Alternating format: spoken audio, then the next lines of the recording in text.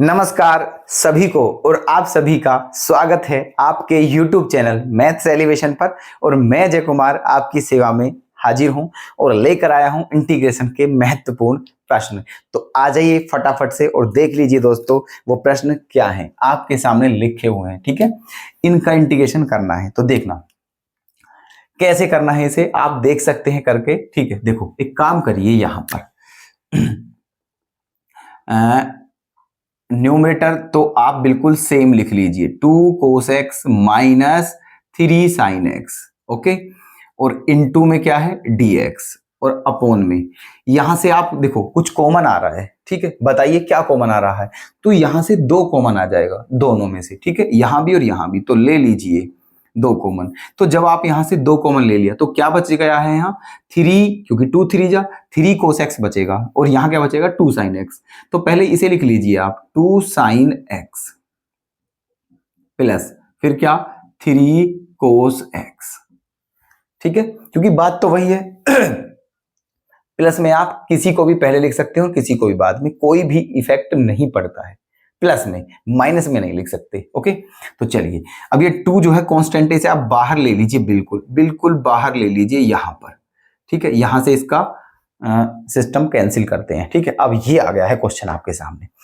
अब आपको कुछ नहीं करना है, बस क्या करना है, डेनोमिनेटर को टी मान लीजिए, न्यूमरेटर अपने आप आ जाएगा। कैसे आ जाएगा देख लीजिए, मानिए दोस्तों।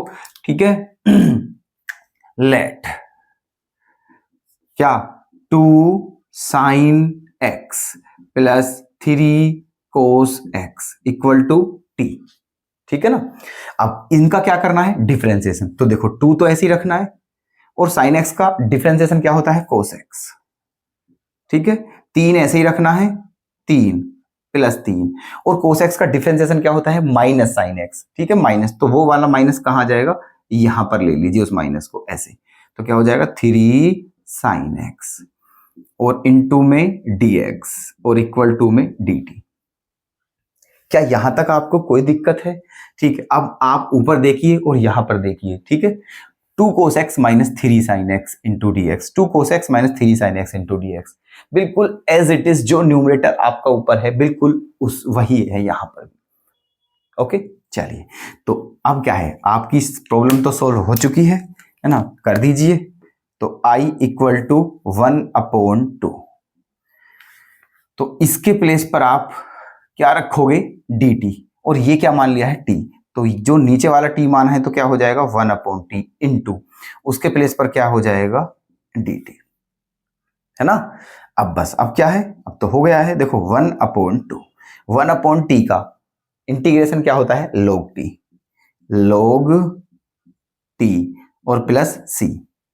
ठीक है, 1/2 log, बस t की वैल्यू रखनी है आपको यहां, और t क्या माना था आपने, ये 2 sin x plus 3 cos x और प्लस में c, यही आपका आंसर है।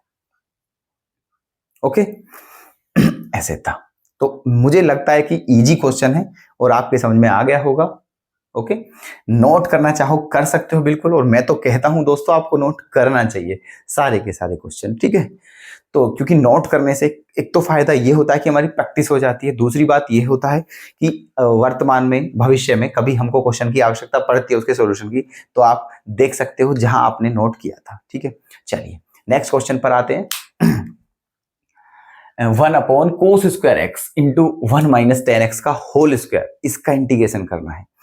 तो देखो थोड़ा टेक्निक है यहाँ पर, बस उस टेक्निक को पहचानना है आपको। ठीक है, उसके बाद आपका सॉल्यूशन आपके पास होगा। क्या है देखो, 1/cos स्क्वायर एक्स, क्या sec स्क्वायर एक्स नहीं होता, बता दीजिए। ठीक है, होता है नहीं होता है, क्योंकि जो cos है वो sec का अपोजिट होता है, sec का उल्टा cos और cos का उल्टा sec, मतलब 1/cos थीटा sec थीटा होता है। तो 1/cos square x sec square x हो जाएगा। लिख लीजिए यहाँ पर क्या 1/cos स्क्वायर एक्स को sec square x, sec square x, और अपोन में क्या है 1 माइनस टेन एक्स का होल स्क्वायर और इंटू dx।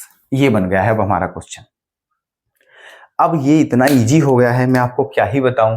ठीक है, नीचे जो आपका डेनोमिनेटर है उसको t मान लीजिए और आपको मिल जाएगा आपका आंसर। देखो, let 1 minus 10x equal to t। ठीक है, ये क्या मान लिया है, t पूरा का पूरा, होल स्क्वायर नहीं मानना है ना। अब देखो 1 का क्या हो जाएगा 0 माइनस 10x का डिफरेंशिएशन क्या होता है, sec square x, sec square x into d x equal to d T.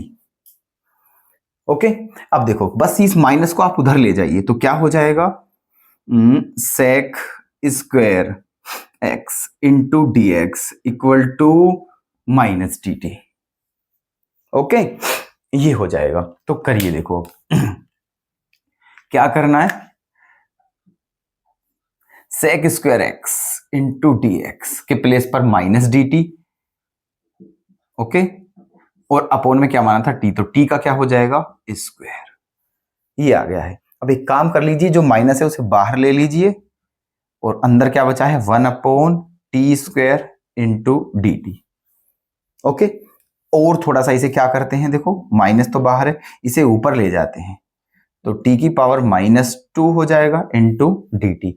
बस अब इसका क्या करना है, आपको इंटीग्रेशन करना है। ठीक है, तो t की पावर -2 का इंटीग्रेशन क्या हो जाएगा, t की पावर -1 अपॉन -1 है ना, और प्लस में c। ठीक है, अब देखो ये माइनस माइनस क्या हो जाएगा प्लस, ये माइनस से माइनस कैंसिल कर दीजिए और ये t की पावर -1 से भी अपॉन में ले आइए तो ये क्या हो जाएगा 1 अपॉन टी और प्लस c, ये हो जाएगा। अब 1 अपॉन टी वही रखना है जो माना था, तो क्या माना था 1 अपॉन 1 माइनस 10x और प्लस c, और यही आपका आंसर है। क्लियर, कोई दिक्कत तो नहीं है किसी को भी, है ना। प्लीज दोस्तों देखो, हम आपसे बार बार कह रहे हैं और कह चुके हैं कि आपकी कोई भी प्रॉब्लम हो, कोई भी क्वेरी हो तो प्लीज हमें कमेंट करके अवश्य बताएं। ठीक है, ताकि हम आपकी उस क्वेरी को सोल्व करके आपको भेज सकें। ठीक है, चलिए तो नोट कर लेना क्वेश्चन और फिर से मिलते हैं आपको इसी ऐसे ही तरीके के क्वेश्चन के साथ। ठीक है, तब तक के लिए धन्यवाद।